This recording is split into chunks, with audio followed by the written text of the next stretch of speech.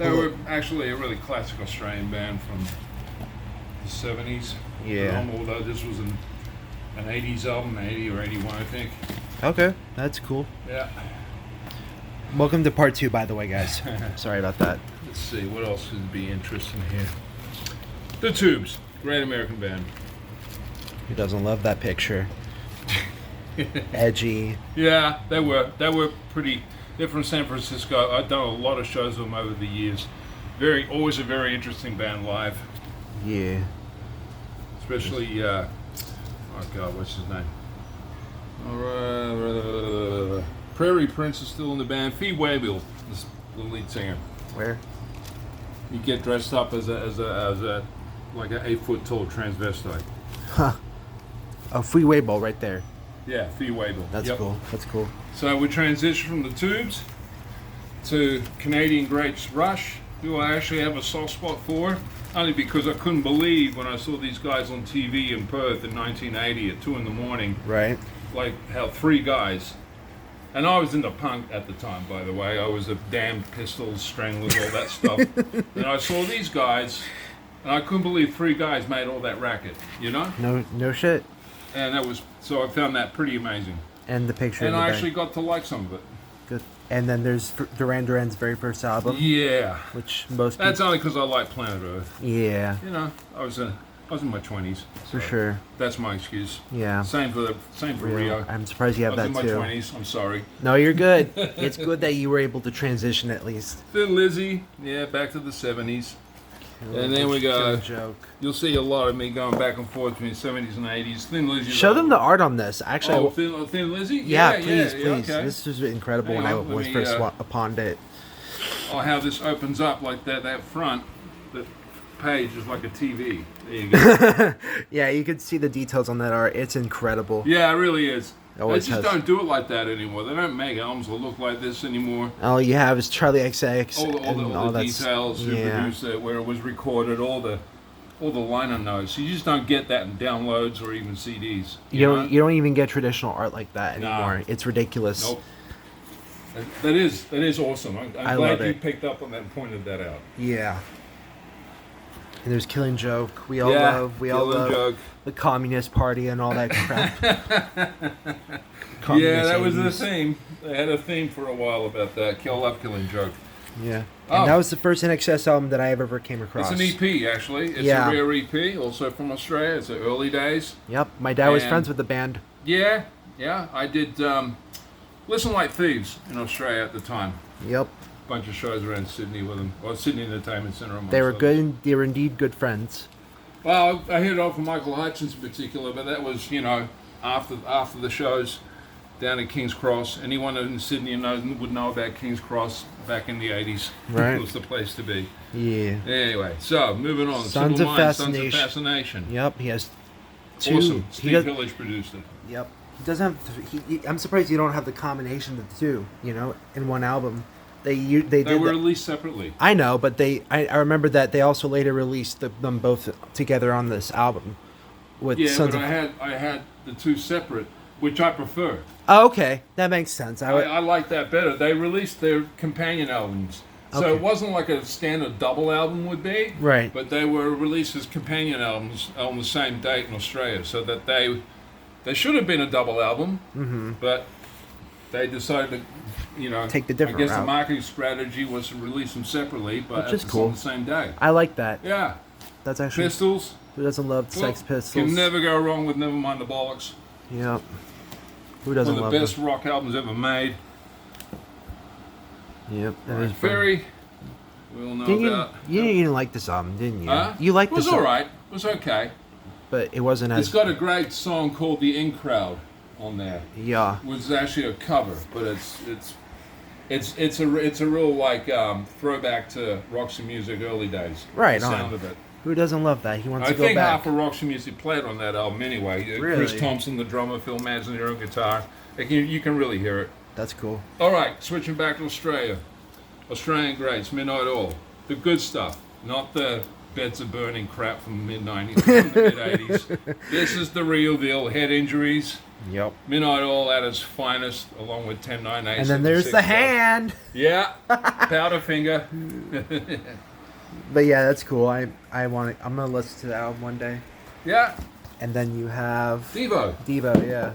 Ooh. A little later in the career, Right. 80s. Oh wait, in the 1980s. Yeah, Oh, that looks a weird. It's an Yankee EP. Dick in the back. actually. That's cool. Bought that in Perth. And there's missing Same person. with this. Missing persons. Yep. They were missing a lot, by the way, especially her, the singer. Didn't turn up for shows because I used to do a lot of shows with them at the Canyon Club down the street here in Agora Hills. And Yeah. They would be advertised, missing persons. Yep, my dad was a big sure worker. enough, you know, the running joke was in the business, they're missing. They didn't show up. Right on. They're cancelled. Right. There's Japan, my influencer, Yeah. the one and only Japan, David Sylvain on the front, Mick Kahn on the back, and showed them the and inside. then the others in the middle. Yep. Right. It's Richard Barbieri, Rob Dean, and Steve Jansen. There you go. Yep. Love those. Yeah. Intelligent band for Yes. the time being. Incredibly ahead Also, of their time. hugely influential band to me. David Bowie too. within Yeah, that. along with Ann Roxy. And then this album, This is a band from Melbourne, MEO 245. They kind of have that Australian sound of the day, which was not unlike Icehouse and Mysex and a bunch of others. Anyone familiar with those bands? sure is. There was a trend back then in the early to mid 80s Mm-hmm. that, Noiseworks was another one. That was actually another Australian band that I toured with. And They were they're electronic. a product of their day. They were quite good. This album's not bad. But it does sound like a lot of the other Australian bands of that day. Right on.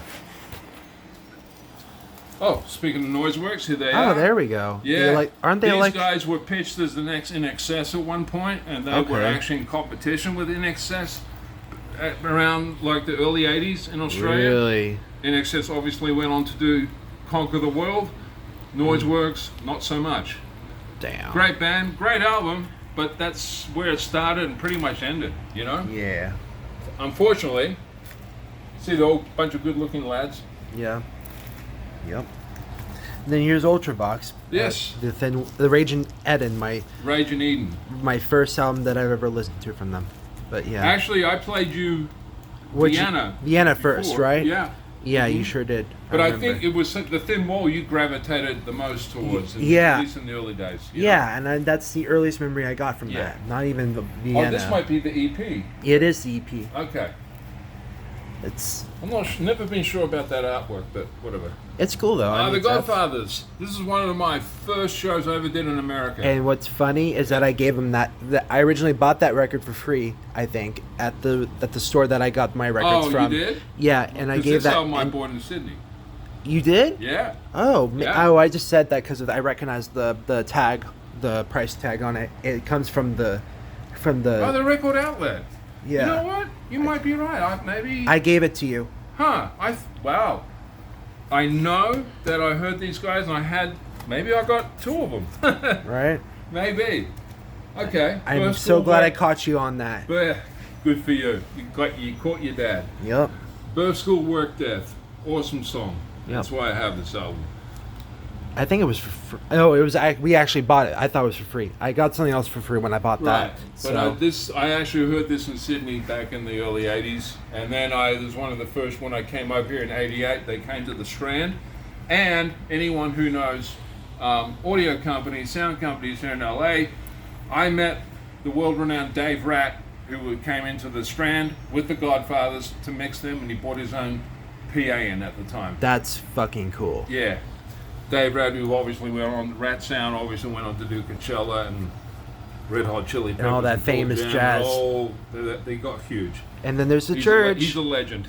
Yep. So are these guys, at least to me. Yep. And my dad worked with them. Yep. Good friends. Good friends. Yeah, I did the last Starfish album in 1988. That was my last tour, working tour in Australia before I moved to the US. Yep. And that was with my heroes, the church. My personal favorite track would be Just For You. That's one of those excellent tracks from that For album. me, it's I got two. You got what was that track called? You Took You Took, that was and When You Were Mine. that's it. That's When You it. Were Mine. Yeah, it just rhymes a little.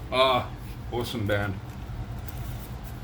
Yeah. There's Phil Golden Manzanero. Earring, that's a Dutch band. This is from the 70s. Golden This is where Earring? I lived in Europe, in Holland for 8 years. Shit. And these guys were huge when I was a kid growing up and teenager in Holland. Yep. And they actually broke out some years later worldwide with a different album. But anyway, this is like the greatest hits of the Golden Earring at the time. Because it obviously has rock legends. Yeah, I think that I think they were from Rotterdam. Anyway, cool. great band from Holland. Yep. Oh, And then here's- When Bullet Hits the Bone. That was a huge single for Golden Earring. And back then in here's the 80s. Phil Manzanero album. Yeah. This is Brian Eno, Phil Manzanera, and some other English musician legends. They formed a short-lived band called 801, and this is a live album. And they do a brilliant cover of the Beatles' Tomorrow Never Knows. That's awesome. Very experimental sounding. Because That's- it's Eno, of course. So you know he's just gonna make it weird. Right? Right on. Man from a Man Surf Band. If you got to be British to know these guys. That's all. I'm going to leave it at that. Yeah.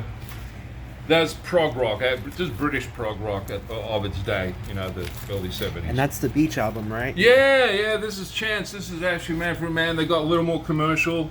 This album did really well. It's got a couple of hits on there from back in the day. Yeah. They kind of like how Genesis used to be very experimental and edgy in the early days, and then Genesis became the juggernaut that it was. For you sure. know, Yeah. Commercial-wise, well, Man for a Man did a similar thing. Followed a similar path. They never broke it out as big as Genesis did, but musically they kind of went, you know, from their early experimental stuff to more radio-friendly Music. and later in their career. Right on. ZZ Top. You, Speaks for itself. I had grabbed down an album earlier and saying that you Oh, worked with okay. them. You worked with them, right? Yeah, well, I did in that with the Cult. I was Yeah. with the Cult, and we headlined Or opened? festival in Zurich with ZZ Top, Zurich, Switzerland. That's and cool. and I found out from Billy Duffy later that I think it was Frank Beard or one of the guys at ZZ Top went and told the band how great the Cult sounded and the mix was really good.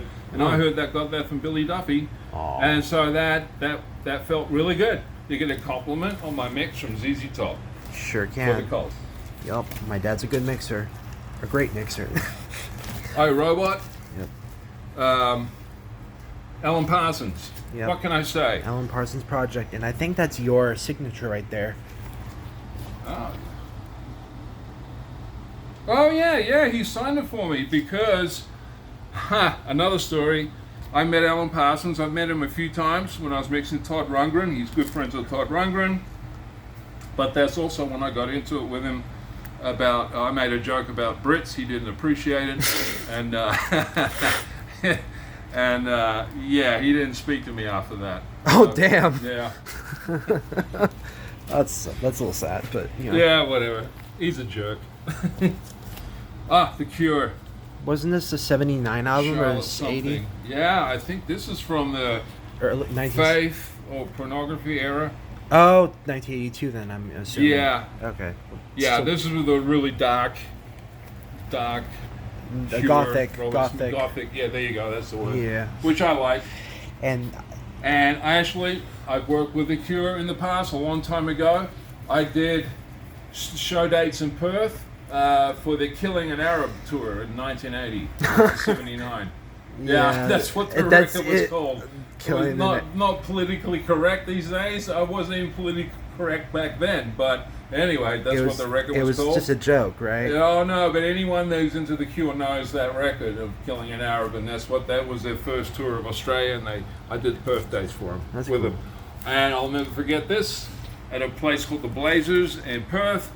The band got into punks who were rushing the stage, Right. and they attacked Robert Smith. They attacked Lowell Tolhurst on stage at the time, and I'll never forget how their British sound guy, how he ran out of the mixing booth, ran through the crowd, got on the stage, and started kicking the shit out of these skinheads that were attacking the band. That's Oh, man. true stories. That's tough. Yeah, it's tough. Those, Australia was the Wild West back then. Still kind of Sure is. is. Yeah. So is America at times. bro. Yeah. There's Orchestral orchestral maneuvers maneuvers. I in didn't the know you had this dark. album. I didn't know you had that. Oh yeah. That's Architecture. Yeah. That's cool. And polar opposite would be Aerosmith, Toys in the Attic. But it's great American rock and roll, you know? Sure is. This is a really interesting band from Belgium. Yep, I became remember this friends with album. because they did shows with us with the Cult again. This with the Cult, one of my tours. Belgium. They were on before us. They caught my ear. Great sound.